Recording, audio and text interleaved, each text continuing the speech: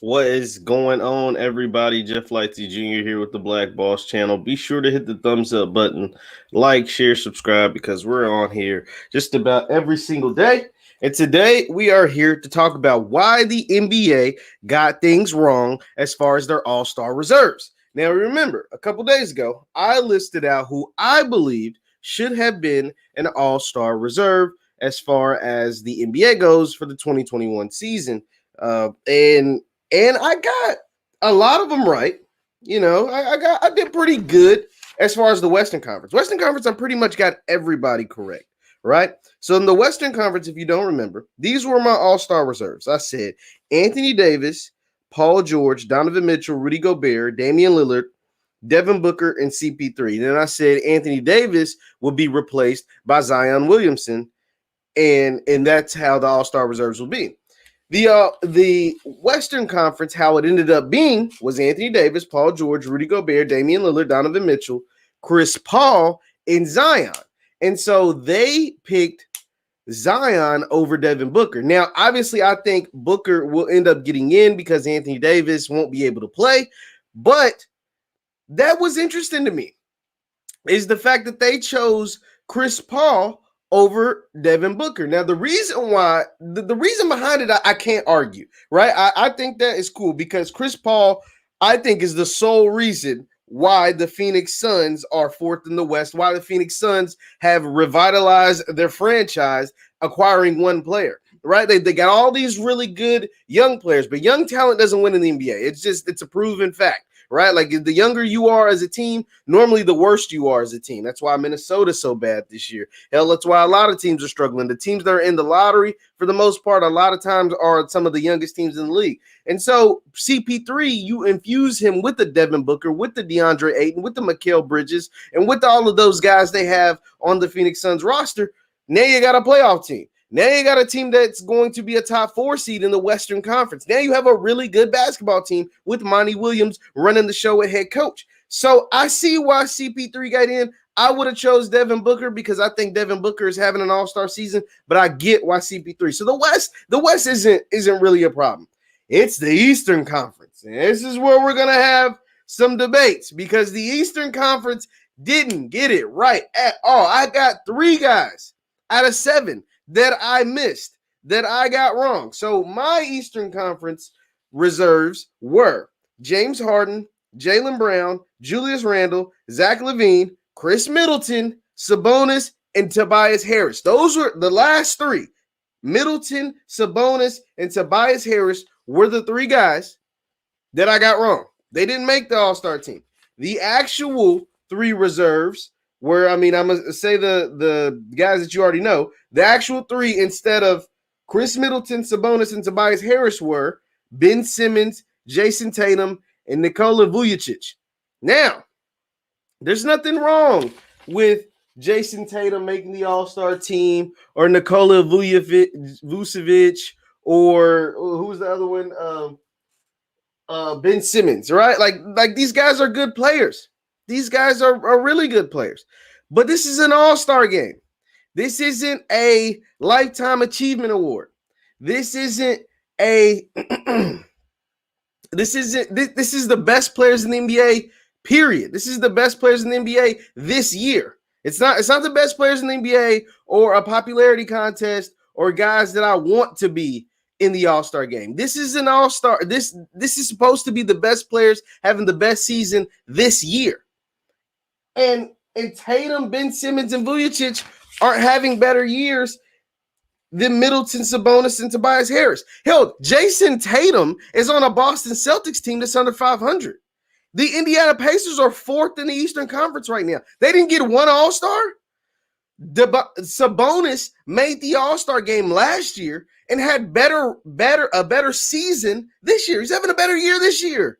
So how in the world does he not make the All-Star game this season when his team's 4th in the East, and he did, and he made it last year, and he's having a better year this year? He's having a better year than Jason Tatum. A team like the Boston Celtics, and I'm going to touch on the Celtics more later because they're a team that really confuses me and a team that really makes me sad a little bit because this team has so many opportunities to be great, had a championship window. They should have it. They definitely probably should have a championship by now, but they definitely should have at least been to the finals. And they haven't been to the finals in this like little small spurt since Brad Stevens has been the head coach. And it's kind of sad. It's actually really sad because this team is full of talent and they've had a lot of talent for a long time. Be sure to hit the thumbs up button, like, share, subscribe. Tobias Harris is having a better year, and his team is the number 1 team in the Eastern Conference, and he is second on their team in scoring. He should have been an all-star. He's averaging 20 points a game on 50% shooting and 40% from three. Now, Ben Simmons is having a nice year. Ben Simmons is having a nice year. Don't get me wrong. 15 points a game. I think he's like 8 and 8, 15, 8 and 8. But it's the same stats as last year, which is the same stats as the year before, which is the same stats as year. Ben Simmons has been the same player for 4 years. Like, there's been no growth, right? Like, his defense has stepped up, but you guys know how I feel about defense. Defense is overrated. Like, it just is what it is. But Tobias Harris is having a better year. And Tobias Harris, I would say, is the main reason why Philly, besides Joel Embiid, he's having an MVP season. But Tobias Harris is the main reason why Philly is number 1 in the East and not so much the play of Ben Simmons, because you don't want to know why. Ben Simmons has been the same player. Ben Simmons has been the same guy. It's Tobias Harris that has stepped up his game. Boston, a 15 and 16 team should not have 2 all-stars. I mean, that's just, I mean, I know we like Jason Tatum. I know Jason Tatum is a brand. I know Jason Tatum is a guy that has a lot of notoriety and a person who has been well known in this league for a while. But like, I mean, his team is 500. At the time of the All-Star reserves were announced, his team was 500. Since they're under 500, they're 15 and 16 on the year. You can't tell me a team with a record under 500 deserves to have 2 All-Stars. I refuse to believe it. So, yeah, Vucevic, he's having a solid season, but I would have took Chris Middleton, a team that's in the playoffs, and you can't have a 4 seed like Indiana not have any All-Stars. That's just ridiculous. But I'm going to focus in on Boston, right?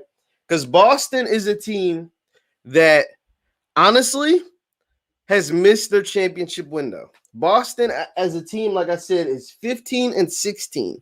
15 and 10. Let me look up the Boston Celtics really quick because I want to make sure I'm not getting anything wrong. They took a loss last night to the Dallas Mavericks, and they have fallen to 15 and 16, which puts them at 6th in the West.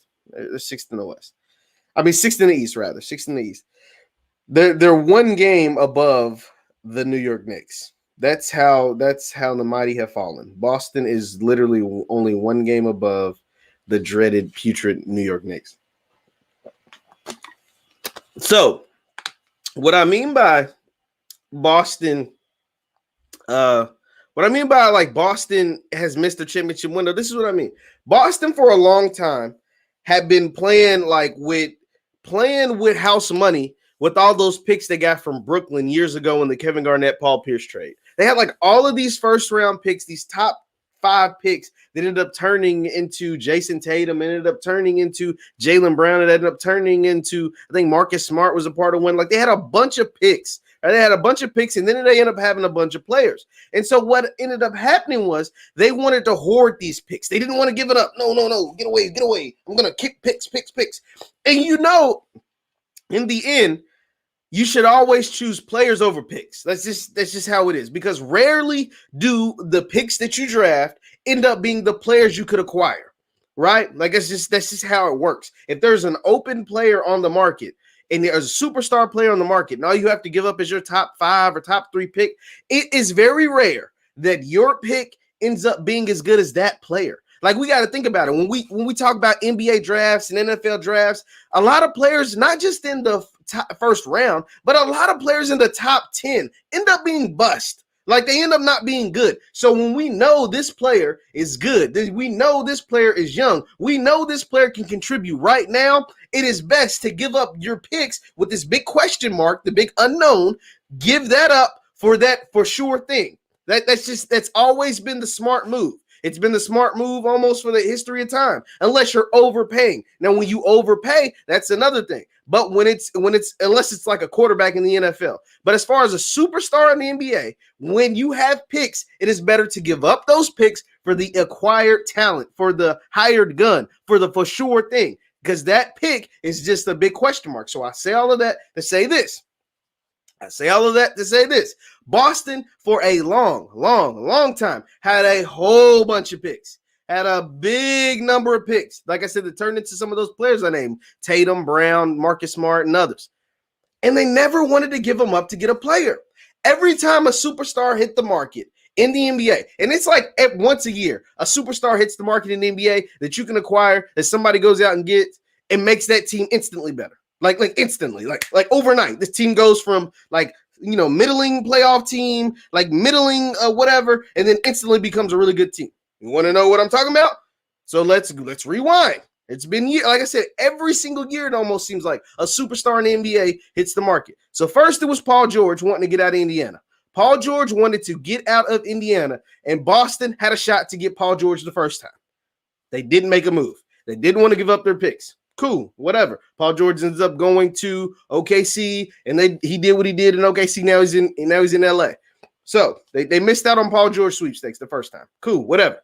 So then Kawhi Leonard hits the market. He wants out of San Antonio. He vows to never play for San Antonio again. Boston is in the Kawhi Leonard sweepstakes. And guess what?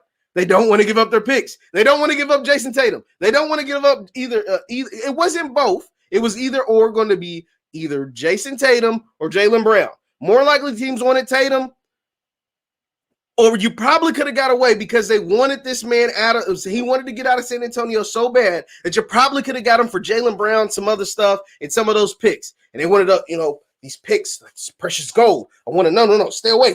Everybody stay away. I'm going to keep my picks. And guess what? They miss out on Kawhi Leonard. What does Kawhi Leonard do? He goes to another Eastern Conference team, the Toronto Raptors, and what do? They win the championship. They win the freaking championship. The same. You can't tell me if you give up Jaylen Brown and add Kawhi Leonard to the Boston Celtics that you don't win the NBA championship. You can't tell me that. There's no way you can convince me otherwise.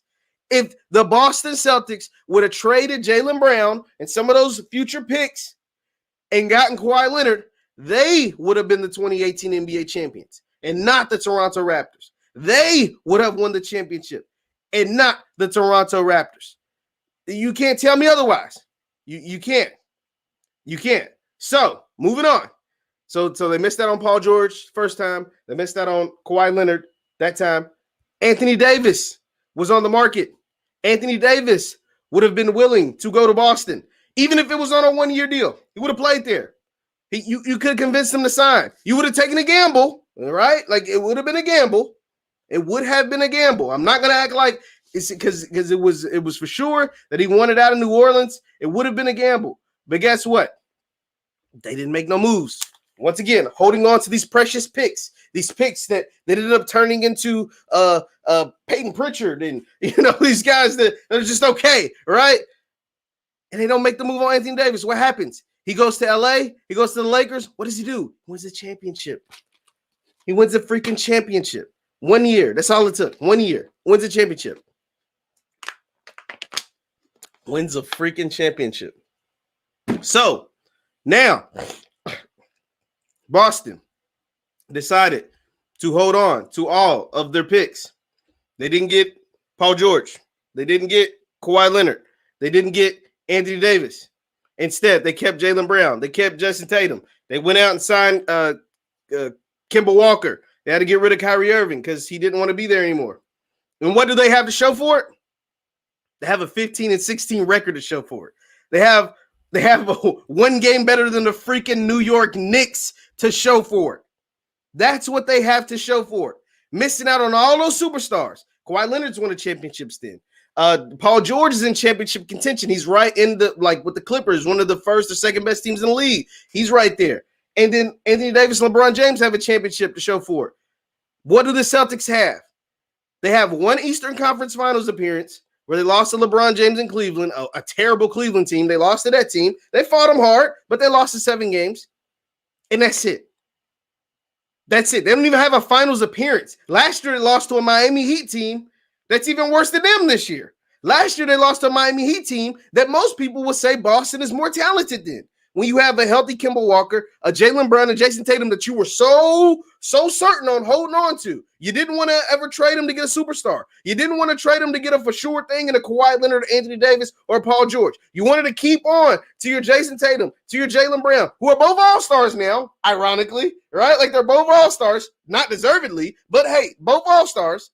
And now what do you have to show for it? You have one Eastern Conference Finals appearance, 2 All-Stars, and a 15-16 record. And you won't win a championship. You won't make it even – you probably won't even make it to the Eastern Conference Finals this year. Like the 4th best team. I mean, you're ranked – you're the 6th best team in the East as far as records go. You're 1 game above the freaking New York Knicks, who's been one of the worst franchises in the last 2 decades.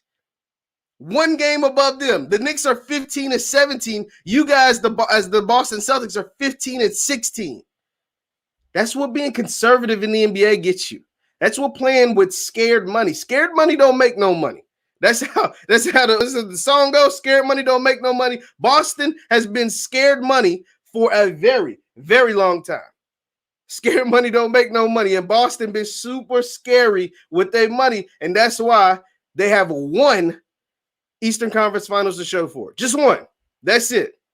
And it makes me sad, man, because they had all of these picks.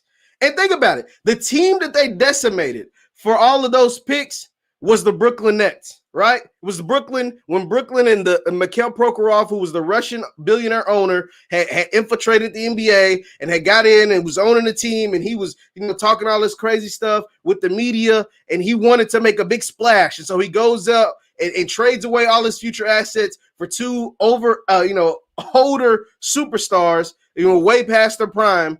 Because he just wanted some name recognition. He wanted to get seats, butts in the seats out in the new stadium, the Barclays at the time in Brooklyn. And he gives away all his future picks, not really understanding the NBA, and gives away all his future picks for older guys. They end up being terrible, and all these picks become like top 5 picks, number 3 overall picks for the Boston Celtics.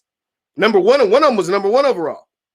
Remember, that was the Markelle Fultz trade where Boston actually had the number 1 pick overall.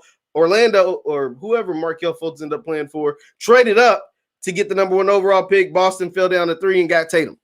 So instead of trading those picks to get for sure stars that would have led you to the championship, you got nothing in return. You have nothing to show for it. And now you have a 15-16 record. It's 1 game better than the freaking New York Knicks. And that team that you decimated for all those picks, the Brooklyn Nets, are going to make the finals. The Brooklyn Nets might win the championship after being decimated and not having any picks for 5, 6, 7 years. They got aggressive in the offseason. They look like they attract the team to be at in New York. And now they're going to make the finals, and Boston's going to be watching them when they could have probably had a star or 2 on their team. The Boston Celtics, the vaunted Boston Celtics, the team with the second or tied for the most championships in NBA history, the Bill Russell 11 championships and the Larry Bird dynasty from the 80s and all of that stuff, in 35 years have one championship. 1 in 35 years. This is the Boston Celtics. This is the team with the 17 titles. This is the team Bill Russell, people say might be the GOAT or whatever, has 11 titles with as a player and a coach. 1 championship in the last 35 years. Super crazy to me. Super, super crazy. See, Asani says, remember Isaiah Thomas on the Celtics, not the Pistons, the Stevens. Yeah, he coached Isaiah Thomas. That was when Isaiah Thomas played in a playoff game and his sister had passed away. Rest in peace to his sister. His sister had actually passed away and he decided to play in the game anyway. Dropped like 40 or something. They won the game and it was like a beautiful moment. And then the next year they cut him or like traded him or something. So like that's when he realized, whoa, the NBA is a business. Ain't no love in the NBA because it is a business at the end of the day. And he had a rude awakening and he was hurt by that for a while. In his career, he ended up getting hurt. That was really the big thing. He ended up messing up his hip and he's a smaller player anyway. So that kind of like messed all of that stuff up for him. But, yeah, he got a rude awakening realizing that the NBA is a business. Be sure to hit the thumbs up button, like, share, subscribe. So we're going to move on. Yeah, because I kind of just went in on Boston, and I didn't mean to do that, but I'm a Lakers fan, and that felt pretty good. So, hey, it is what it is. Okay, so moving on. I want to touch on this really quick. Prayers up to Tiger Woods. He was in a really bad car wreck yesterday, single car crash. Apparently he had surgery on both of his legs, and I think it's safe to say his PGA Tour career is over. And it's so unfortunate because Tiger was the most dominant in his profession. Like, his peak might be higher than any peak we've ever seen. I remember like a week or two ago, I was having this debate about the GOAT, right? Like the GOAT debate, Brady, Jordan, LeBron, Ali, and all of that stuff, and Serena. But Tiger, honestly, could really be in there.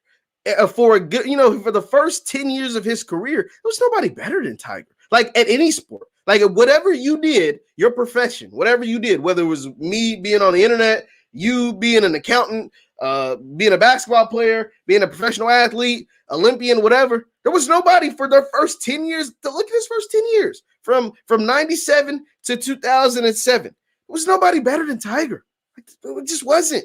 Wasn't nobody. Like, he literally was lapping the field. And you got to think, PGA Tour, there's like 50 guys out there playing, maybe more at a time. And this man, there was literally posed Tiger or the field, and Tiger was winning most of the time. Like, the man was that dominant. And it's unfortunate that his career looks like it's going to be ended by a single car crash, by a car wreck that he's had multiple surgeries on his legs. So, yeah, prayers up to Tiger. And I'll probably, if he comes out and announces retirement, I'll probably do a more in-depth thing about Tiger.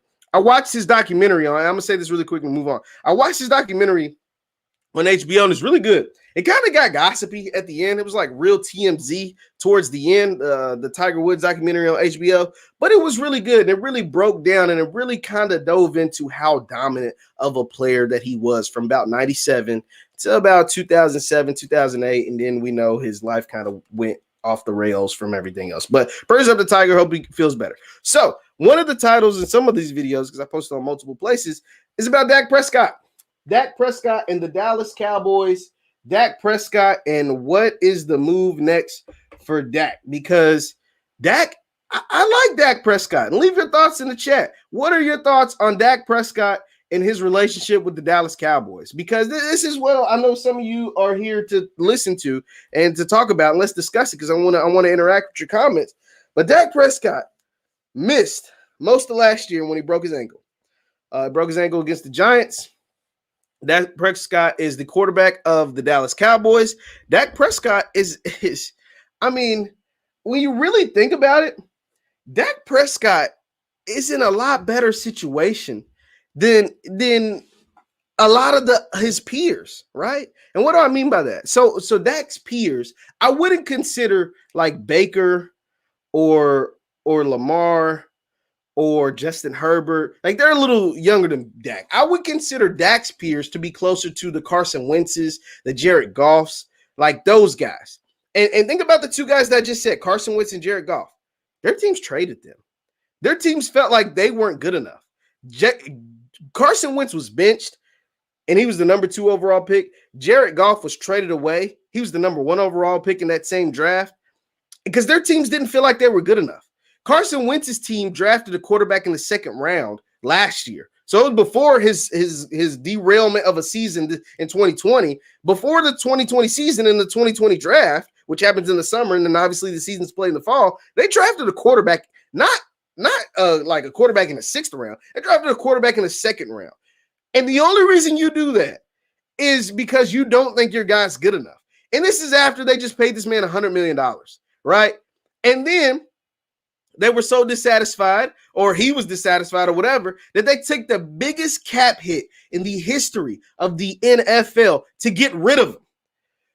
The Rams traded away 2 first-rounders to get rid of their former number 1 overall pick and a quarterback. They also gave $100 million to get an older Matt Stafford who's never won anything. That's how much they didn't believe in their quarterback, and rightfully so, because Jared Goff wasn't it. Trust me, I had Jared Goff as a fantasy quarterback. He ain't it. He is not it. Carson Wentz in Philly, he wasn't it no more. Like, it was over. It was done. Finito. Done. Boom. It's over. So what does that do for Dak? Well, I think Dak has a lot of leverage over the Cowboys. Because what was the thing before the season? Dak wanted to get paid last offseason, right? He wanted to get paid last offseason, and Dallas decided to hit him with the franchise tag. To hit him with the franchise tag, and that, to me, is like so disrespectful, right? Quarterbacks don't get hit with franchise tags unless the team just don't believe in you.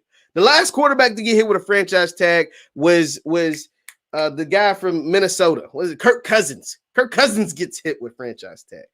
Deshaun Watson's, hell, Carson Wentz's and Jared Goff's, when the teams, at least at the moment, believe in you and believe that they can win a championship with you. Hell, Jimmy Garoppolo hadn't started he hadn't made 5 starts and got a $100 million contract. He hadn't made 5 starts in his NFL career, and the 49ers believed in him so much that they gave him $100 million. So quarterbacks just don't get hit with franchise tags. Like, it's not what happened. That's not what takes place in most cases. But instead, Dallas hit Dak with a franchise tag that was super disrespectful. Super disrespectful. Now you can say, Jeff, it was $32 million a year. How in the hell is that disrespectful? Because it's not a long-term deal. It's not what the man wanted. If this is your franchise, if this guy you believe can take you to the promised land, if you believe this guy can win you a Super Bowl, you don't franchise tag him. You don't hit him with a tag. It's not what quarterbacks get. So anyway, moving on.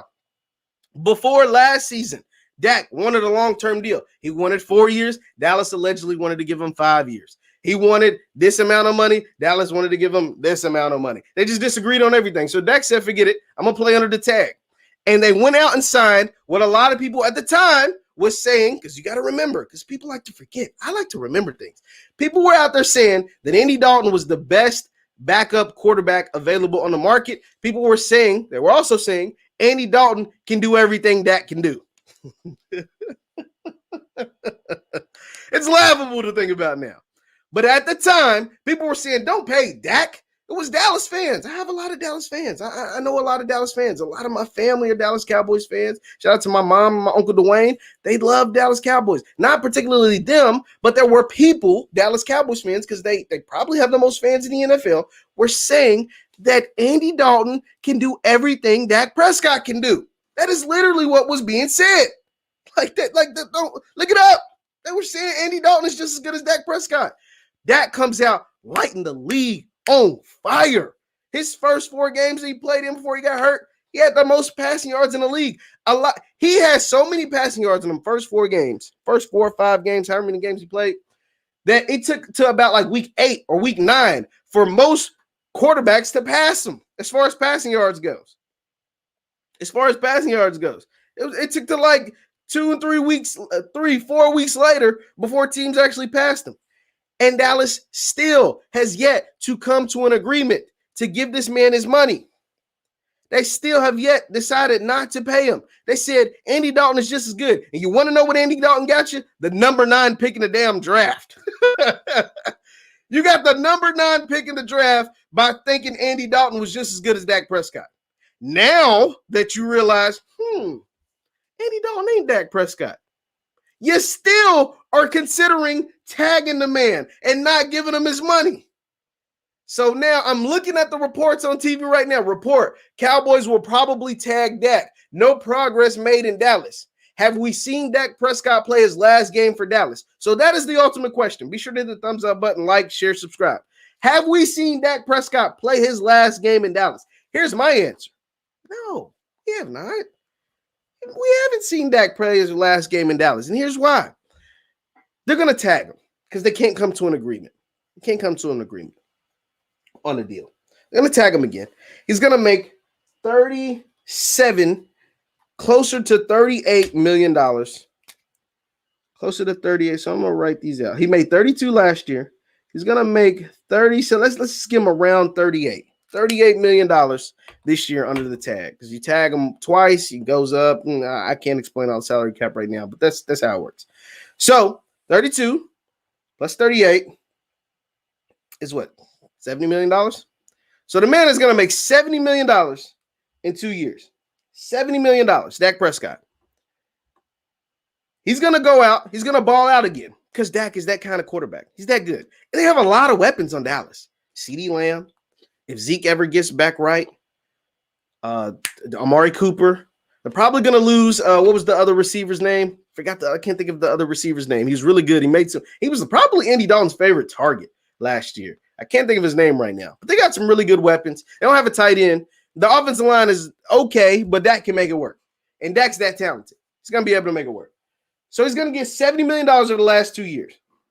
The biggest reason why Dak hasn't gotten the contract is because last year before the season, he wanted a 4-year deal, and Jerry wanted Michael Gallup. Shout out Michael Gallup. That's the other guy. Michael Gallup. They'll probably lose him because Gallup, I think, is due for a payday. So they'll probably lose him. And so he'll get $70 million over 2 years. You can't franchise tag a person 3 times because it's just insane, right? Like I think his number would go up to 50 million if you franchise or tried to franchise tag him for a 3rd year. His number would go up to 50 million. So here's why Dak is going to play another year, because he's got Zeke, he's got Amari Cooper, he's got CeeDee Lamb, and they'll have the number 9 pick. So hopefully you help the defense a little bit. Dak is going to come and ball out. He's going to have a 4,500 yard a year. He's going to throw for 30-plus touchdowns, probably closer to 35. I think he's going to get over under 35 on Dak Prescott. I'm going to take the even. He's going to throw right at 35 touchdowns. He's going to have over under 4,500 yards. I might take the over because I still don't think that defense is that good. So they're going to be in a lot of shootouts. He's going to have to throw the ball a lot, come from behind. And that was going to do what? He's going to hit the market on a 4,500 yard year, on a 35 touchdown year, on a probably 10, 11, maybe 12, no more than 12 interception year.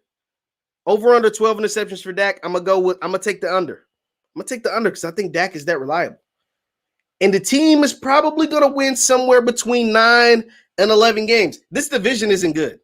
Think about it. The division was the worst in football, and it really didn't get any better. The Eagles got rid of their franchise quarterback. It was supposed to be their franchise quarterback. They're going to try out Jalen Hurts, which we still don't know if he's good or not. Jalen Hurts is okay. You know, he ran pretty good, but we don't know if he's a good quarterback or not. So Jalen Hurts is with the Eagles. Daniel Jones is a fumble machine with the Giants. We don't know how good. He's not very good. Then the Washington football team has Taylor Heineke as the quarterback. This is how much they don't believe in Taylor Heineke. He's got a $4 million contract. I think he signed for 2 years, $4 million. And if he's your starting quarterback, you're paying your starting quarterback $2 to $4 million per year. Yeah, you ain't that good. Now you have a great defense, but your quarterback ain't that good. So it just is. So the NFC East isn't any good. If Dak Prescott comes back, he is easily the best quarterback in the division. So therefore, the Cowboys should easily win the division. Now their defense is trash. It is garbage, but they'll probably use their number 9 pick to shore up something on the defense. Probably the secondary. The secondary is horrible. But bringing back Dak Prescott gives you a better chance at winning. So I'm talking between 30 and 35 touchdowns, between probably over 4,500 yards passing, and no more than 12 interceptions. Dak is in for a big payday. There's a lot of teams that would want Dak Prescott on the team. I can name a few right now. The Chicago Bears, they'd love Dak Prescott. They'd love them some Dak Prescott. Jacksonville will probably get a quarterback. The New York Jets will probably get a quarterback in the draft. Atlanta may or may not get a quarterback, but Atlanta would love a Dak Prescott. They'd love a Dak Prescott. Hell, there's 3 teams in the division, their own division, that would trade, move heaven and earth to get a Dak Prescott. So if Dak Prescott hits the market with those numbers that I just projected that he'll have as long as he stays healthy, Dallas is going to have to pay him a lot more than what they just did. And they just paid him $70 million over 2 years. It would have been a lot easier to get the deal done before last season, before the first franchise tag, than trying to get it done after this season. Because if Dak has the year that I believe he will have, a 30 to 35 touchdown year, a 42 to 4,500 yard passing year, and a 12 interception or less type of year, they're going to have to back up the Brinks truck. Because there's a lot of teams. Pittsburgh, they'd love to have a Dak Prescott. Their quarterback situation is a mess. They'd love to get them a Dak Prescott. Houston, if they lose out on Deshaun Watson, would love to have a Dak Prescott. I mean, there is probably 20 teams in the league that would love to have Dak Prescott. And the Cowboys are playing around. This is insane. This is insane. That division is going to surprise some people this year. I know it's not. No, it's not. Sean, shout out to Sean, man. That's my guy. No, the Eagles and the New York Giants and the Washington football team and all of them boys, they ain't surprising nobody. It is what it is. So, yeah, the Cowboys dragging their feet on Dak Prescott is going to end up going very, very badly because they're going to have to end up paying him a lot more money than they would have. It's already $70 million. If they tag him this year, it's going to be $70 million over 2 years. That is what, $35 million a year? It's $35 million a year. And then after that, it's going to be more. It's going to be a lot more. So, hey, it is what it is. Staying with the quarterbacks. It is Drew Brees. Drew Brees has not yet announced what he's doing next year. That is so crazy to me. Drew Brees, who is the legendary quarterback for the New Orleans Saints, has not officially announced his retirement, and he's dragging his feet on it. Come on, Drew. Like, it's over, man. It's over. Like Drew Brees, I love Drew Brees. He's first ballot Hall of Famer, Super Bowl champion, Walter Payton Man of the Year. Besides the fact that he was like super insensitive before the start of the 2020 season with the whole national anthem thing, we can move past that, Drew, because you built up a good credit score, right? Like, you built up a good rapport. You said some foolishness stuff, and I got on you. I jumped on top of you when you did it. What the flag means to me, I stand up there and hold my. Come on, man. Like, everybody's definition of the flag and all that stuff, that was silly. But Drew Brees is a legend. He's a dog, and he's cool. He's cool with us. You need to go ahead and announce your retirement because right now you're holding the Saints hostage. Now, maybe you've already told the Saints what you're doing, but publicly it looks like you're holding them hostage. Publicly, it looks like you're pulling the old Brett Favre from years ago. I'm retired. I'm not retired. I want to be retired on Thursdays. Like, nah, man. Just come on. Just announce it because the Saints need to figure out what the hell they're going to do with quarterback. You got Jameis Winston. He's a free agent. You got Taysom Hill under contract, but he's not a quarterback. And so what is the next move? The Saints would love to have a Dak Prescott, by the way. So, like, there's a bunch of teams that want Dak. And the reason why this needs to be made because the Saints need to figure out whether they're going to move on with Jameis or be idiots and try to trot out Taysom Hill as a quarterback, which we know he's not. He's like a gadget player. Like, Taysom Hill's the ultimate gadget player in the NFL. Like, normally you get gadget players in like college. Like, normally by the time you get to the NFL, you have a set position. Okay, you can't do, certain things. You're a special teams guy, right? Like, if you're certain guys are special teams guys. Certain guys are, okay, we've evolved you from a gadget player in like college to like an actual piece of our offense, like Tyler Lockett in Seattle, right? There's some guys like Devin Hester that were just specialty guys. There's no real gadget players in the NFL except for Taysom Hill, right? Line up at quarterback, line up at tight end, line up at running back, line up at receiver.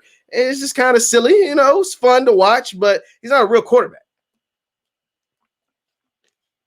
So they need to figure out what they're going to do. What they're going to roll with Jameis. They're going to roll with Taysom Hill. Or they're going to go out and get a guy like Cam Newton. They're going to try to make a play for a guy like Dak Prescott. Like, what are they going to do? It's going to be interesting to watch. So we'll see. And I brought up Cam Newton. And this is my last topic. Be sure to hit the thumbs up button, like, share, subscribe. My last topic for today will be about Cam Newton. Because Cam Newton is one of my favorite players in the league.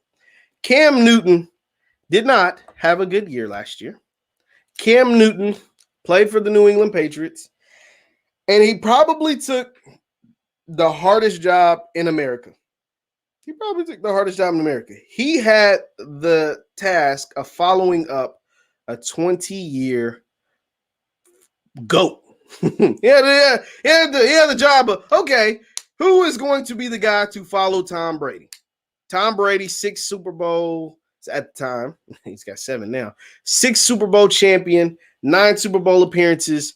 Tom Brady, Bill Belichick, who was it? Who was like, who deserves the most credit? Blah, blah, blah, all of that. Cam Newton had walked into that.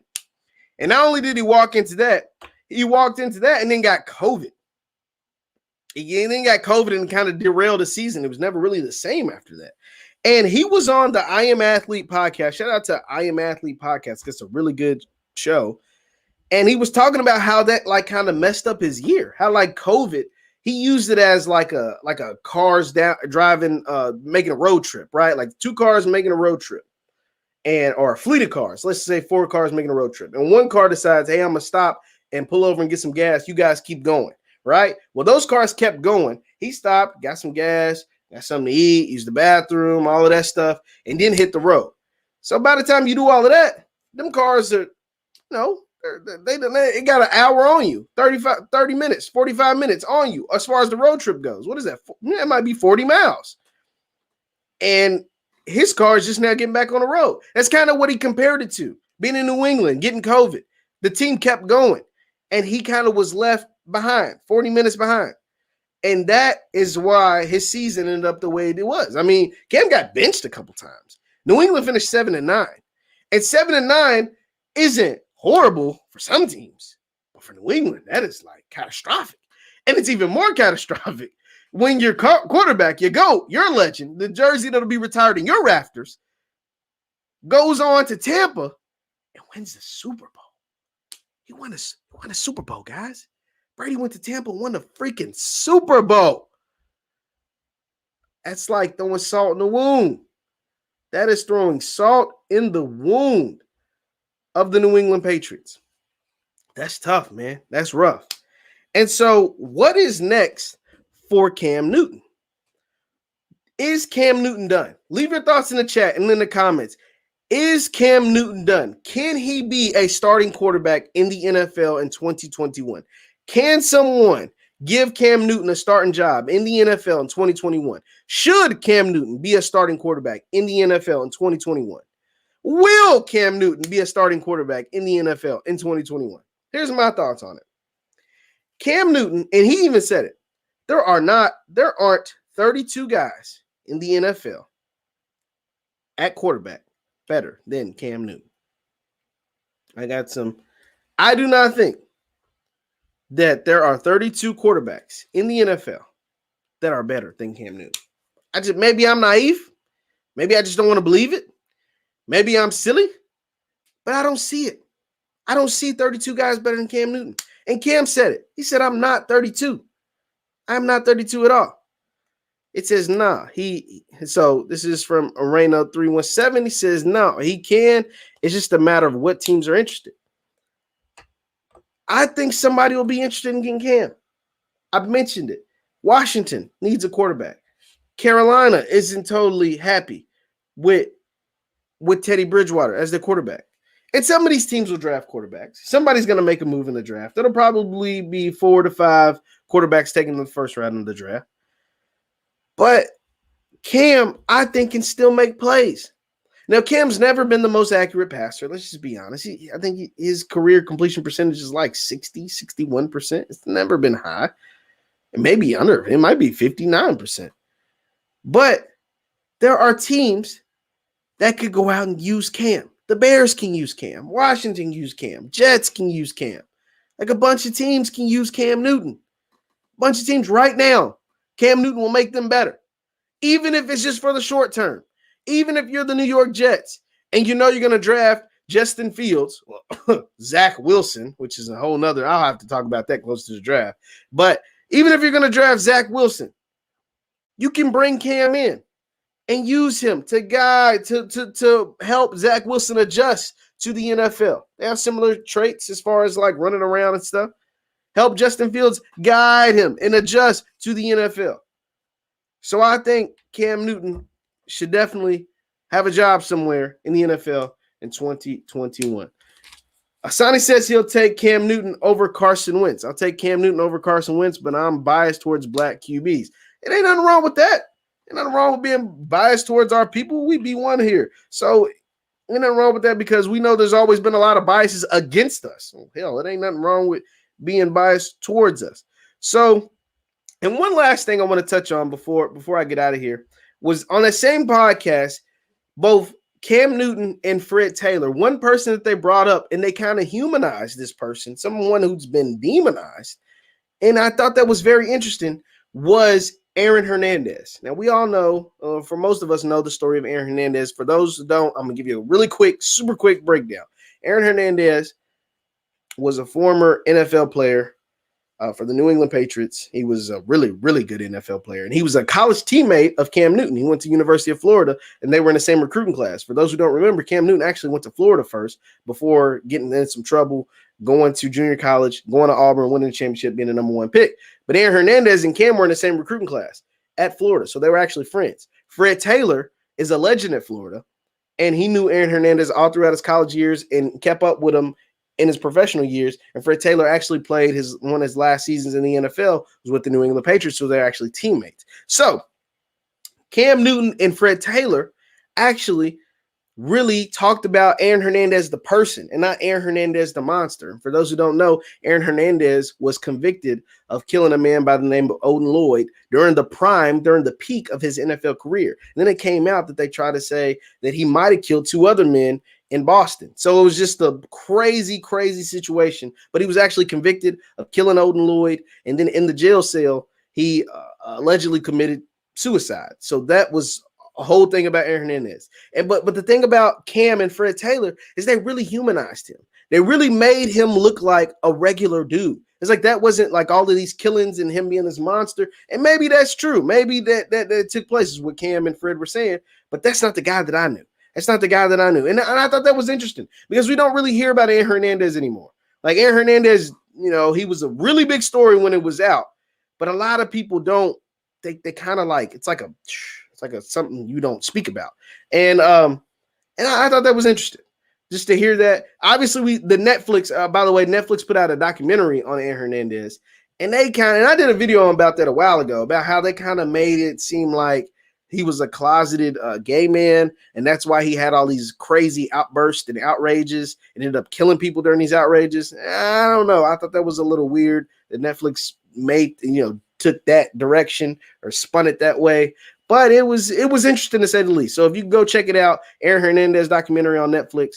But Cam Newton and Fred Taylor really gave their perspective on Aaron Hernandez and really humanized him and talked about him as a person. And we don't really see that kind of commentary out there anymore because we see a lot of the commentary about how much of a monster Aaron Hernandez was as far as, during his playing career and why he was when he went out and allegedly killed all these people and the man Odin Lloyd that he was convicted of killing. So that was an interesting spin on the I Am Athlete podcast.